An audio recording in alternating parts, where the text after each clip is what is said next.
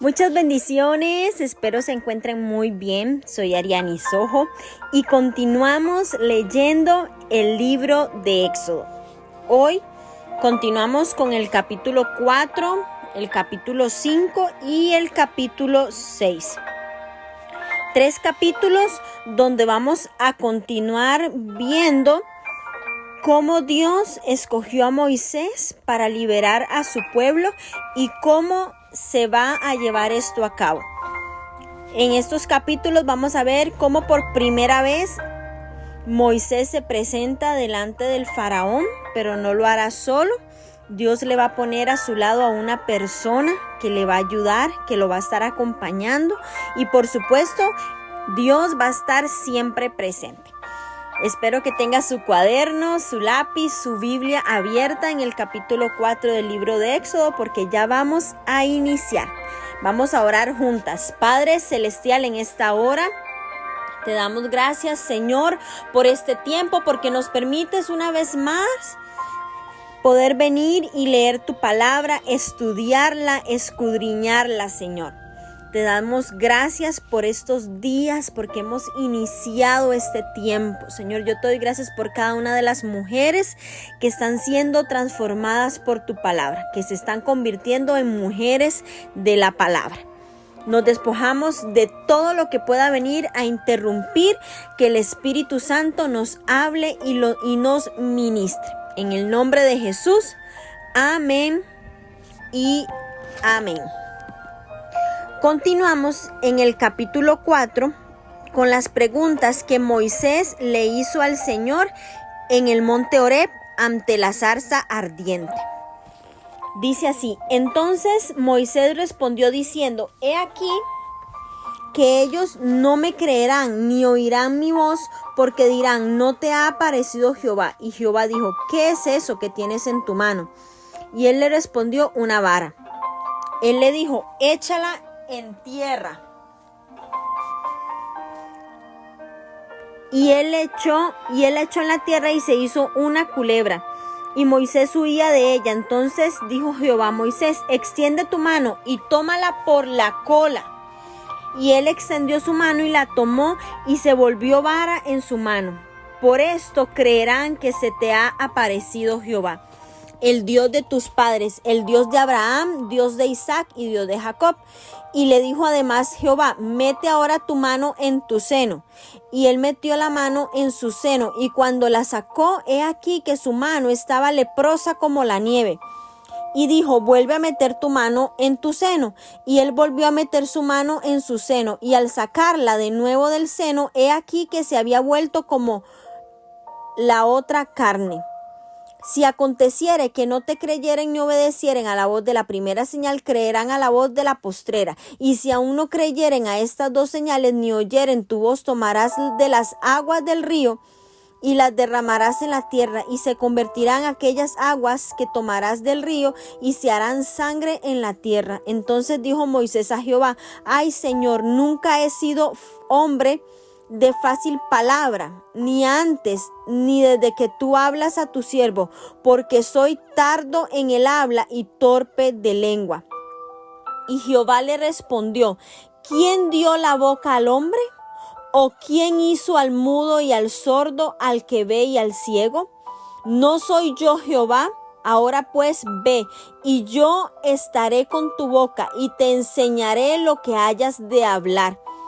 Y él le dijo: ay, Señor, envía, te ruego, por medio del que debes enviar. Entonces Jehová se enojó contra Moisés y dijo: ¿no conozco yo a tu hermano Aarón, levita, y que él habla bien?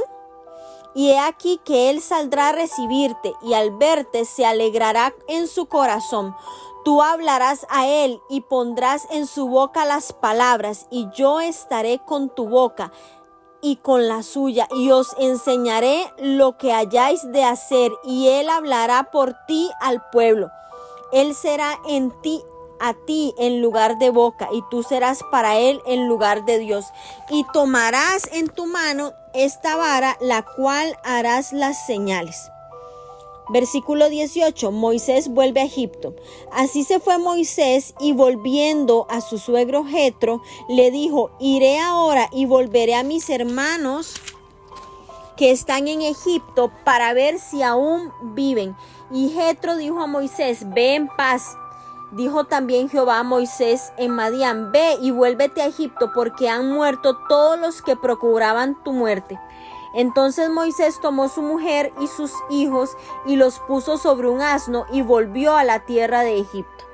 Tomó también Moisés la vara de Dios en su mano y dijo Jehová a Moisés, cuando hayas vuelto a Egipto, mira que hagas delante de Faraón todas las maravillas que he puesto en tu mano. Pero yo endureceré su corazón, de modo que no dejará ir al pueblo. Y dirás a Faraón, Jehová ha dicho así, Israel es mi hijo, mi primogénito. Ya te he dicho que dejes ir a mi hijo para que me sirva, mas no has querido dejarlo ir. He aquí, yo voy a matar a tu hijo, tu primogénito. Y aconteció en el camino que en una posada Jehová le salió al encuentro y quiso matarlo. Entonces Séfora tomó un pedernal afilado y cortó el prepucio de su hijo y lo echó a sus pies diciendo, a la verdad tú eres un esposo de sangre. Así le dejó luego ir y ella dijo, esposo de sangre a causa de la circuncisión. Y Jehová dijo a Aarón, ve a recibir a Moisés al desierto. Y él fue y lo encontró en el monte de Dios y le besó. Entonces contó Moisés a Aarón todas las palabras de Jehová que le enviaba y todas las señales que le había dado. Y fueron Moisés y Aarón y reunieron a todos los ancianos de los hijos de Israel. Y habló Aarón acerca de todas las cosas que Jehová había dicho a Moisés, e hizo las señales delante de los ojos del pueblo. Y el pueblo creyó, y oyendo que Jehová había visitado a los hijos de Israel y que había visto su aflicción, se inclinaron y adoraron. En este capítulo seguimos con las preguntas que Moisés le hizo al Señor en el monte Horeb frente a la zarza ardiente. La pregunta número 3 que le hace es, ¿cómo van a creerme? Moisés tenía una duda, si los israelitas lo iban a recibir, por eso le preguntó al Señor. Esa duda de Moisés es natural. ¿Cómo podían los israelitas confiar en su palabra si no lo conocían bien? Y los que lo conocieron 40 años atrás lo conocían como un príncipe de Egipto. Era difícil que creyeran que Moisés era un enviado del Dios de Israel, pero Dios tenía la solución para disipar todas las dudas y eran las señales divinas. Dios le mostró a Moisés 3 señales que él podría mostrar ante el pueblo para que creyeran que él traía palabra de Dios. La primera señal fue algo que Dios usó, que Moisés tenía en su mano, y era la vara. Para aumentar el impacto de esta señal, Dios le muestra cómo hacer la vara serpiente, pero también cómo revertir el milagro. Y esto es muy impresionante porque si usted le pregunta a cualquier persona de campo, a la hora de tomar una serpiente, una culebra, con la mano, lo primero que van a tomar es la cabeza para evitar que la serpiente los pueda morder. Pero el Señor instruyó a Moisés que la tomara por la cola. Y esto era una prueba de fe para que el milagro fuera doble. El propósito de esta señal era convencer a muchos que él era un enviado de Dios. La señal número 2 es la mano leprosa. El Señor le dijo que no todos iban a creer con la primera señal, así que le iba a mostrar una segunda, y era la mano leprosa. La señal número 3 que Dios hizo referencia es que Moisés podría realizar el transformar el agua en sangre. Esta señal se convertirá luego en la primera plaga que servirá de testimonio no solo a los hebreos, sino también a los egipcios. Y es un simbolismo muy significativo, ya que para los hebreos el río Nilo estaba vinculado con el derramamiento de sangre, ya que en ese río lanzaron a los bebés de los israelitas 40 años atrás, en el año en que Moisés nació y fue salvado milagrosamente. La pregunta número 4 que hace Moisés es: ¿cómo podré yo? Las señales ayudaron a Moisés a creer en el poder de Dios, pero Moisés todavía tenía dudas de su propia capacidad para llevar a cabo la misión. Y es que es muy importante que Moisés crea que Dios lo puede usar. Y es que si Dios puede hacer que un asno hable, y eso lo vamos a ver en el libro de Números, también puede dar las palabras indicadas a un hombre. Dios puede sanar a un tartamudo. Dios puede hacer cualquier cosa. Cuando Dios nos encarga, nos asigna una misión, nos da una asignación, téngalo por seguro, mujer, que Él va a dar la provisión para hacerlo. El Señor no se limita por tus habilidades humanas. El Señor no se limita por mis habilidades humanas para cumplir su propósito. Él no se limita por lo que nos hace falta a nosotras. Él va a poner, de hecho, muchas veces el Señor prefiere usar a personas no muy hábiles para que la gloria sea únicamente para Él. Ante la explicación ante la respuesta de Moisés, el Señor le dice, y él le dijo: ay, Señor, envíate luego por medio del que debes enviar. El Señor se enoja con Moisés porque pregunta. Estas preguntas denotan falta de fe, y la realidad es que ya Dios tenía todo preparado para llevar a cabo su plan. Ya Dios sabía cómo iba a usar a Moisés. Y cuando Dios nos llama a una misión, Él no siempre nos da todos los detalles de lo que acontecerá. Muchas cosas nos las va a ir revelando en el camino. Pero ante la duda de Moisés, el Señor le explica que él no iba a ir solo, sino que Aarón lo iba a acompañar y que él actuaría como su vocero, que transmitiría en público las palabras que Dios le hablara a Moisés en privado. Dios tenía control hasta los más mínimos detalles. Después de la experiencia con la zarza ardiente, Moisés hizo de inmediato planes para irse a Egipto. Moisés había pasado la mitad de su vida en Madián como parte de la familia de Jetro, y yo me puedo imaginar que seguramente fue difícil despedirse de ellos, pero también tenía una gran expectativa de encontrarse con su propia familia en Egipto. Ante la idea de regresar a Egipto, seguramente Moisés se preocupó pensando que su vida corría peligro, ya que él huyó de allá porque el faraón quería su muerte. Pero el Señor lo tranquiliza y le dice que todos los que procuraban su muerte ya no estaban ahí. En el camino hacia Egipto, Dios continuó hablándole a Moisés sobre todo lo que estaba por enfrentar. Él lo estaba preparando. Lo más lógico hubiera sido que Dios hablara al corazón del faraón para que los dejara ir. Sin embargo, vemos todo lo opuesto. Dios lo iba a endurecer, como veremos en el proceso de las plagas, y todo para Dios mostrar su plan divino. Pero, ¿qué quiere decir endurecer su corazón? Esto lo que significa no es que Dios cambie el corazón de Faraón. No es que Dios estaba manipulando el corazón de Faraón. El Faraón era libre para decidir cumplir con las cláusulas del Señor o no. Lo que quería decir este texto es que el corazón del Faraón se fortalece. Lo que ya él tenía en su corazón, sus intenciones, sus deseos se fortalecen. En el corazón del faraón ya existía un rechazo hacia los israelitas, y todo lo que Dios hace es reafirmar ese sentimiento. Dios le advierte a Moisés cuál será la consecuencia final de la dureza del corazón de Faraón. Y es la muerte de su primogénito. La culminación de esta profecía la vamos a ver en los acontecimientos de la última plaga en los capítulos 12 y 13. Moisés sigue caminando y en el camino a Egipto sucede algo muy extraño. Dice que en una posada Jehová le salió al encuentro y quiso matarlo. Aquí surge la pregunta: ¿cómo es posible que Dios llame a Moisés a una misión y en el camino busque matarlo? A simple vista no parece claro, no parece tener sentido.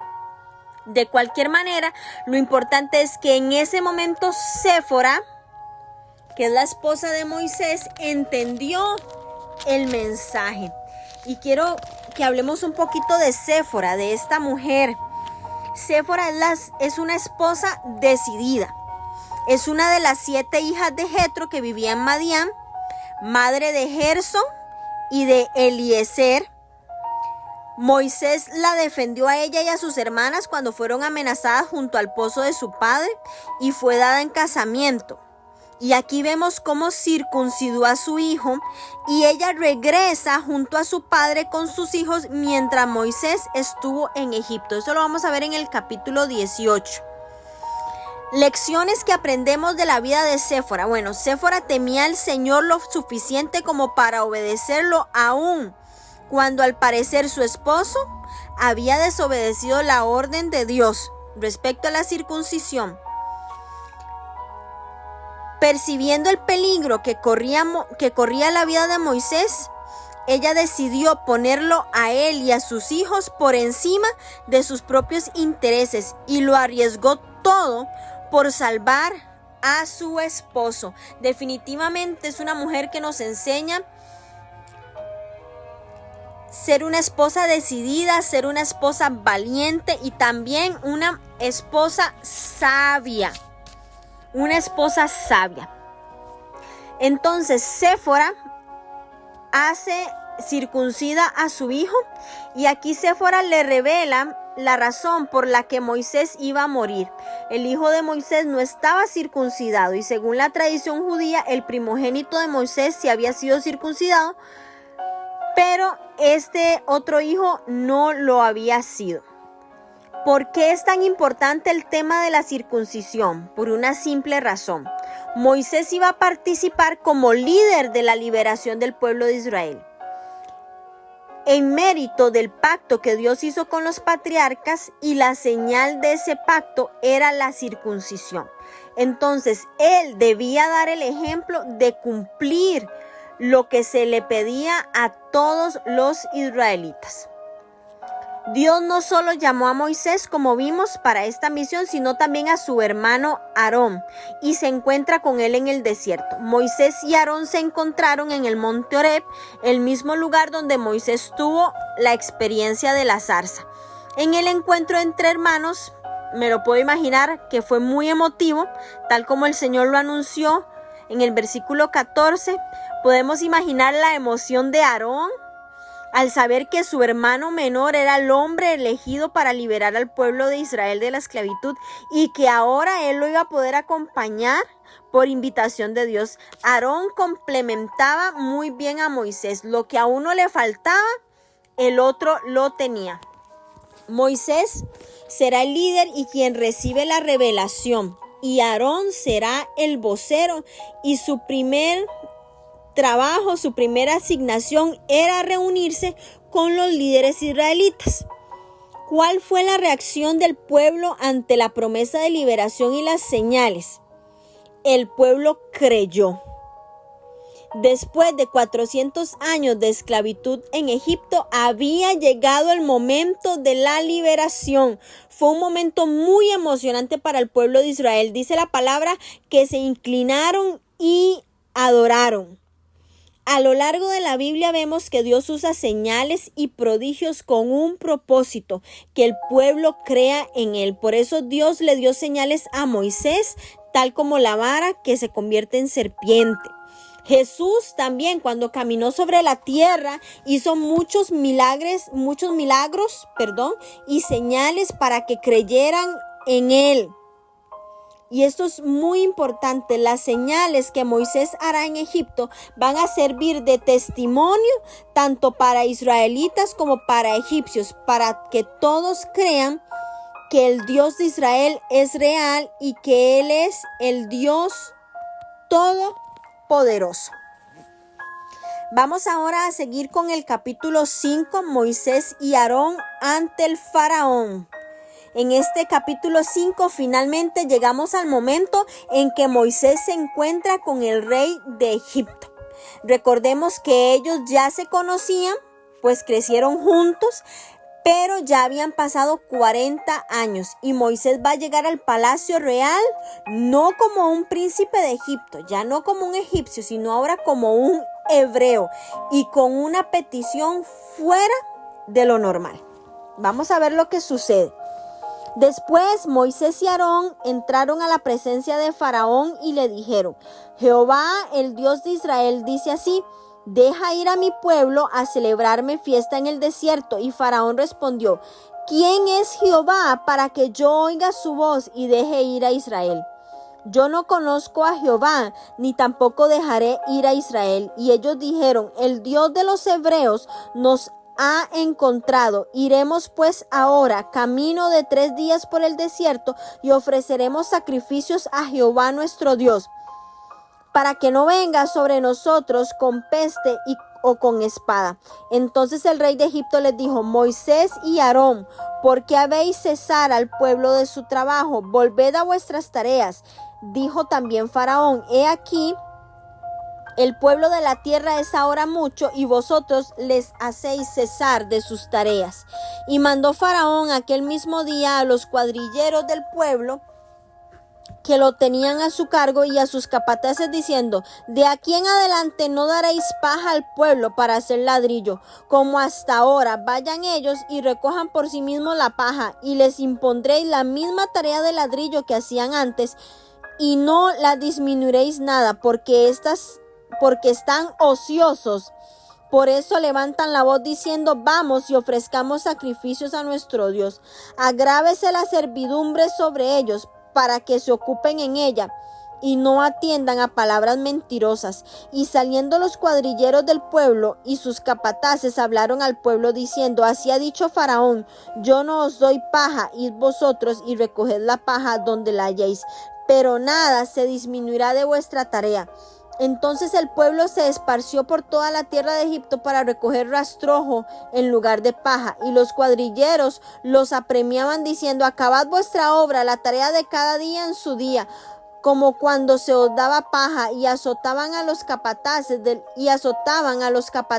los hijos de Israel, que los cuadrilleros de Faraón habían puesto sobre ellos, diciendo: ¿por qué no habéis cumplido vuestra tarea de ladrillo, ni ayer ni hoy como antes? Y los capataces de los hijos de Israel vinieron a Faraón y se quejaron a él, diciendo: ¿por qué lo haces así con tus siervos? No se da paja a tus siervos, y con todo nos dicen: haced el ladrillo, y he aquí tus siervos son azotados, y el pueblo tuyo es el culpable. Y él respondió: ¿estáis ociosos? Sí, ociosos. Por eso decís: vamos y ofrezcamos sacrificios a Jehová. Id pues ahora y trabajad, no se os dará paja, y habéis de entregar la misma tarea de ladrillo. Entonces los capataces de los hijos de Israel se vieron en aflicción al decírselos: no se disminuirá nada de vuestro ladrillo, de la tarea de cada día.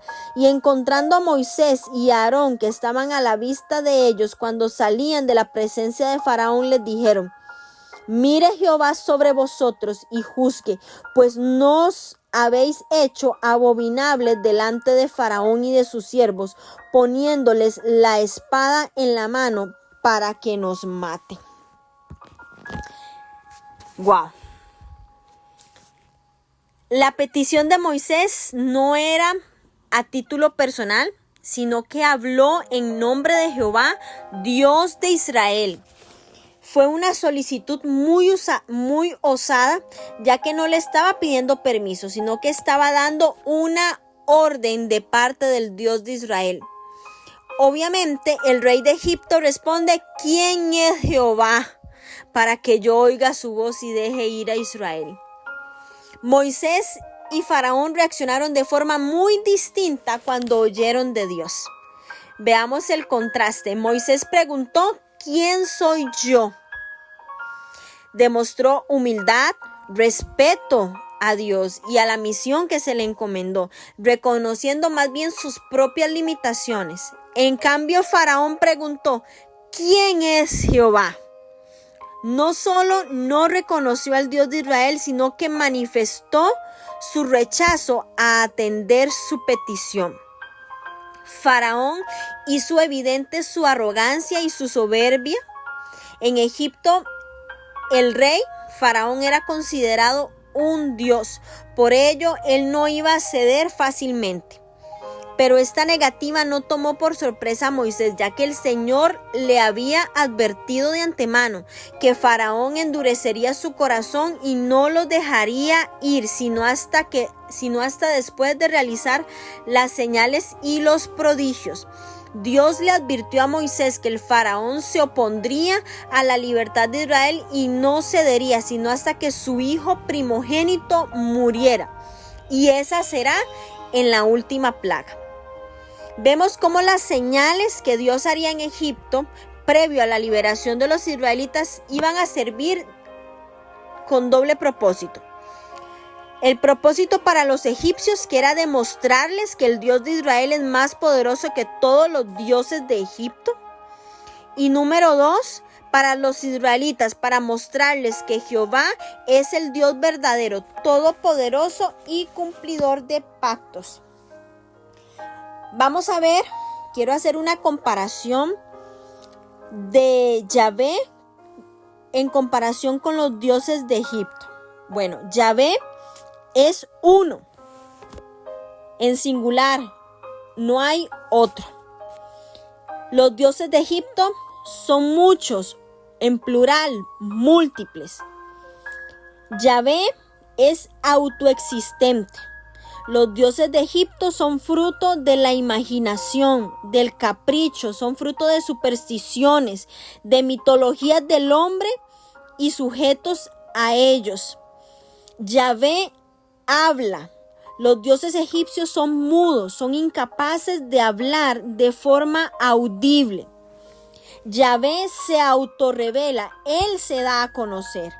Los dioses egipcios son identidades veladas en formas simbólicas que requieren personas con poderes especiales para revelarse. Yahvé tiene una identidad inmutable. Los dioses egipcios tienen identidades que evolucionan. Yahvé es constante en el tiempo. Los dioses egipcios son personalidades y poderes que cambian. Yahvé es soberano sobre toda la tierra. Los dioses egipcios son dioses localizados de influencia regional. Yahvé es soberano sobre la vida y la muerte. Los dioses egipcios son impotentes para crear vida, para conceder fertilidad y proteger de la muerte. Yahvé es soberano sobre las fuerzas de la naturaleza. Los dioses egipcios son identificados con las fuerzas de la naturaleza. Yahvé creó al hombre y a la mujer a su imagen para reflejar su justicia y su santidad. Los dioses egipcios fueron creados a semejanza de hombres, mujeres y animales y reflejan la naturaleza pecaminosa de la humanidad. Yahvé tiene poder absoluto. Los dioses egipcios tienen poder delimitado en relación a otras deidades. Qué importante esta comparación para que ustedes lo puedan tomar en cuenta. Seguimos. Desde una perspectiva natural, los israelitas no tenían otra opción que quedarse en Egipto.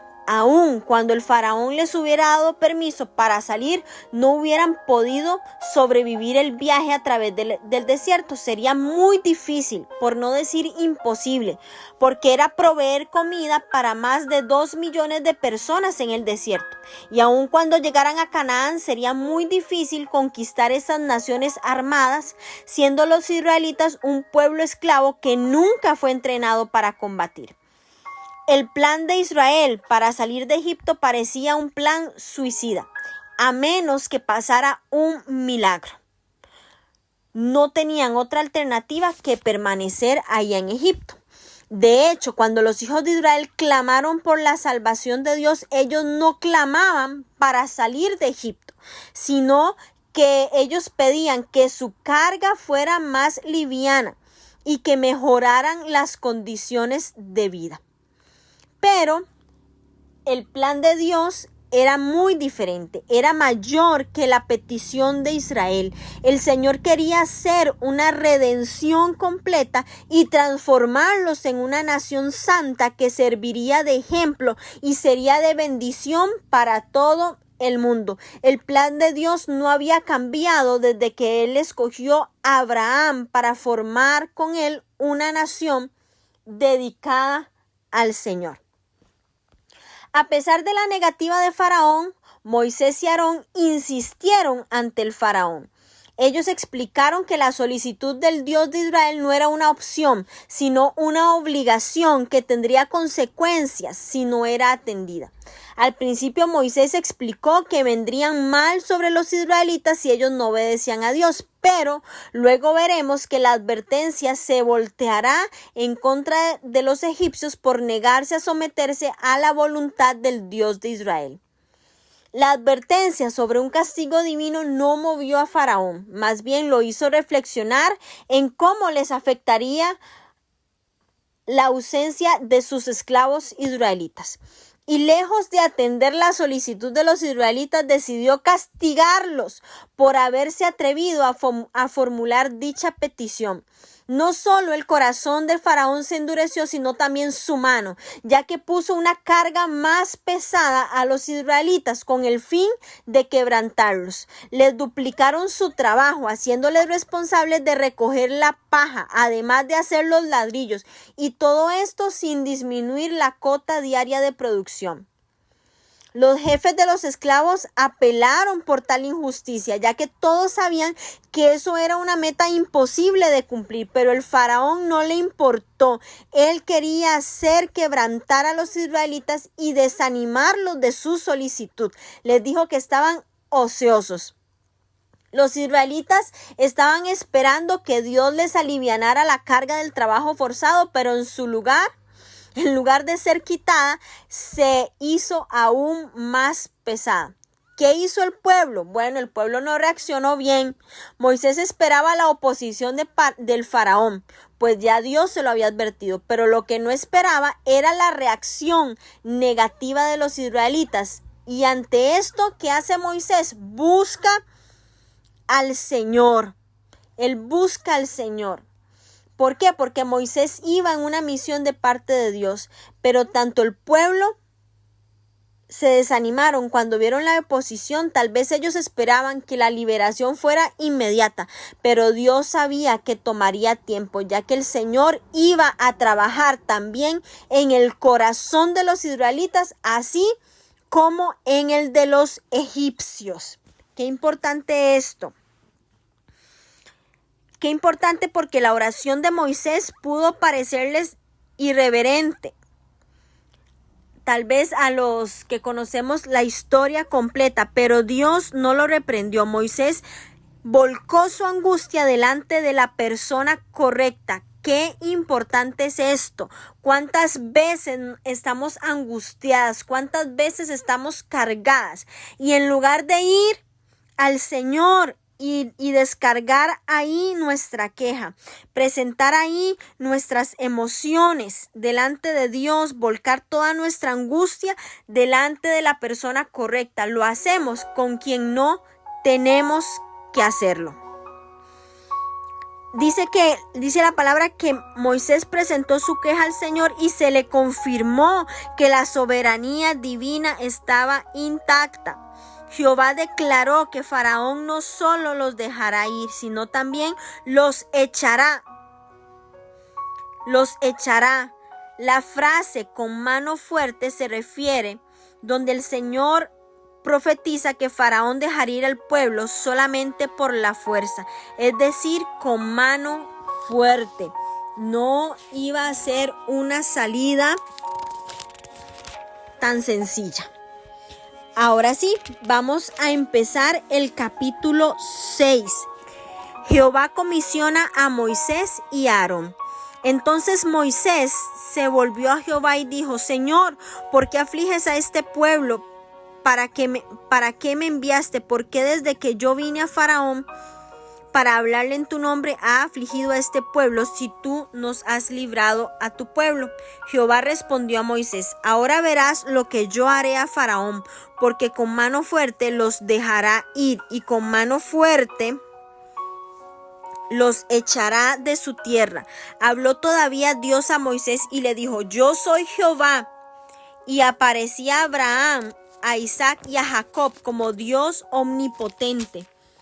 Mas en mi nombre, Jehová, no me di a conocer a ellos. También establecí mi pacto con ellos de darles la tierra de Canaán, la tierra en que fueron forasteros, en la cual habitaron. Asimismo, yo he oído el gemido de los hijos de Israel, a quienes hacen servir los egipcios, y me he acordado de mi pacto.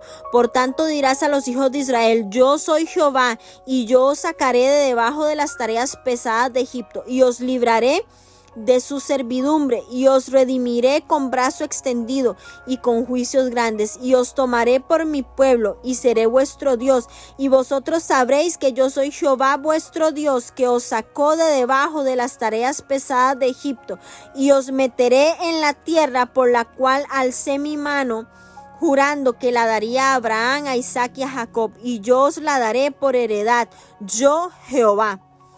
De esta manera habló Moisés a los hijos de Israel, pero ellos no escuchaban a Moisés a causa de la congoja de espíritu y de la dura servidumbre.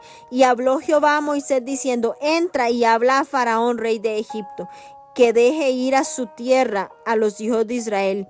Y respondió Moisés delante de Jehová: he aquí los hijos de Israel no me escuchan. ¿Cómo pues me escuchará Faraón, siendo yo torpe de labios? Entonces Jehová habló a Moisés y a Aarón, y le dio mandamiento para los hijos de Israel y para Faraón, rey de Egipto, para que sacasen a los hijos de Israel de la tierra de Egipto. Estos son los jefes de las familias de sus padres: los hijos de Rubén, el primogénito de Israel, Anoc, Falú, Esrón, Carni. Estas son las familias de Rubén: los hijos de Simeón, Jemuel, Jamín, Ohad, Jaquín, Zoar y Saúl, hijo de una cananea. Estas son las familias de Simeón. Estos son los nombres de los hijos de Leví por su linaje: Gerson, Coat, Merari. Y los años de la vida de Leví fueron 137 años. Los hijos de Gerson, Libni y Simei por sus familias. Y los hijos de Coat, Amram, Isar, Hebrón y Uziel. Y los años de la vida de Coat fueron 133 años.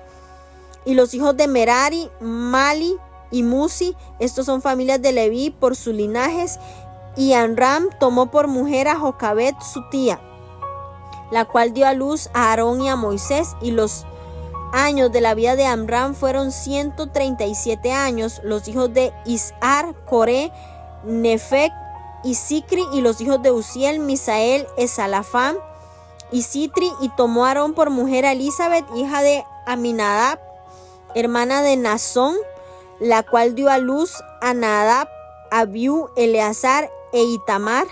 Y los hijos de Coré, Asir, Elcana, Abiasaf. Estas son las familias de los coreitas. Y Eleazar, hijo de Aarón, tomó para sí mujer de las hijas de Futiel, la cual dio a luz a Fines. Y estos son los jefes de los padres de los levitas por sus familias. Y este es aquel Aarón y aquel Moisés, a los cuales Jehová dijo: sacad a los hijos de Israel de la tierra de Egipto por sus ejércitos. Estos son los que hablaron a Faraón, rey de Egipto, para sacar de Egipto a los hijos de Israel. Moisés y Aarón fueron estos. Cuando Jehová habló a Moisés en la tierra de Egipto, entonces Jehová habló a Moisés diciendo: yo soy Jehová. Di a Faraón, rey de Egipto, todas las cosas que yo te digo a ti. Y Moisés respondió delante de Jehová: he aquí, yo soy torpe de labios, ¿cómo pues me ha de oír Faraón? Amén. Vemos cómo Dios sigue identificándose y manifestando lo que haría con los hijos de Israel. Y en este capítulo 6 encontramos el mensaje que Dios tenía para el pueblo de Israel. Muchos se habían desanimado ante la negativa del faraón a dejarlos ir. Y debido a la reacción del pueblo, Moisés se preocupó y le preguntó al Señor que qué iba a hacer. Y vemos cómo el poder de la mano de Jehová se hace evidente a través de señales, prodigios y juicios. Cuando ellos salgan, se hará evidente que ellos saldrán por el poder de la mano de Dios, no por el favor del faraón. Dios también deja claro la razón de la liberación, y es para que Israel se convierta en el pueblo elegido de Dios, tal como se lo prometió a Abraham, a Isaac y a Jacob. La liberación no es solo una respuesta al clamor por la dura servidumbre, más bien el Señor reveló que la redención está vinculada al cumplimiento del pacto que hizo con los patriarcas. Entonces no se trata de ser liberados de la esclavitud para que cada uno haga lo que quiera, sino que Israel será libre para servir a Dios. El Señor explica que los patriarcas recibieron el pacto, pero no vieron la promesa cumplida. Pero ahora los descendientes de Abraham serán testigos y beneficiarios del cumplimiento de la promesa. Ellos tendrán una experiencia vivencial de Jehová.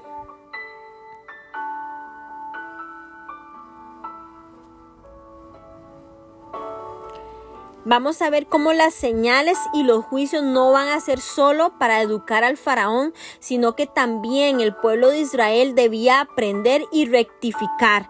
Los israelitas debían reconocer a Jehová como su Dios y como resultado tendrían que limpiarse de las malas costumbres que habían adquirido en Egipto. Y este mensaje lo vamos a ver más recalcado en el libro de Levítico. Moisés se desanimó ante la dureza de los israelitas, por eso cuando Dios le envió a pedir que hablara con el faraón, él le dijo: si los hijos de Israel no me escuchan, ¿cómo pues me escuchará Faraón?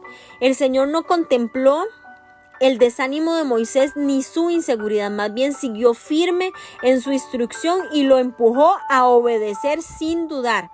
Dios no estaba preguntando, sino que estaba dando una orden. Y el Señor no solo espera un amén de parte nuestra, sino que Él espera obediencia. No solo el faraón tenía el corazón duro, sino también los israelitas habían endurecido su corazón como resultado del sufrimiento, del dolor y la falta de esperanza.